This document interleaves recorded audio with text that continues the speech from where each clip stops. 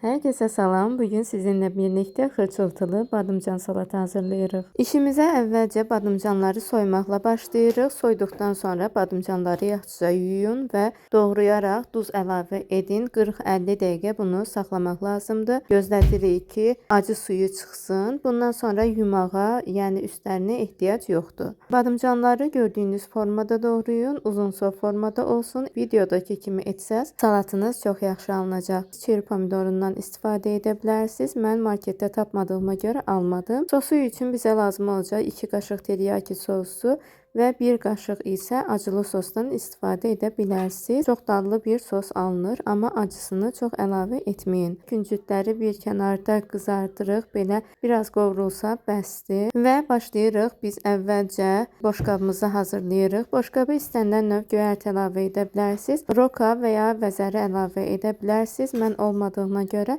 göyərtidən, kişnişdən istifadə etdim. Sonra isə bir boşqaba qarğıdalı nişastamızı əlavə edirik. Badımcanları da nişastanın içinə əlavə edib, bundan sonra isə yağda qızardırıq. Hər tərəfini çalışın ki, qızardasınız. Bu salat çox vaxt tələb etmir, elə qısa müddət ərzində hazır olur. Badımcanlar qızararkən çalışın ki, siz də boşqabınızı hazırlayasınız, çünki bu salatı gözlətmək o qədər də yaxşı nəticə vermir. Hazırlanan kimi yemək daha yaxşıdır. Üzərinə isə badımcanları, sosunu və küncütünü də əlavə edirik. İndidən hazırlayacaq olan hər kəsə nuş olsun. Kanalıma abunə olmağı və yeni reseptlərdən xəbərdar olmağı unutmayın. Hələlik.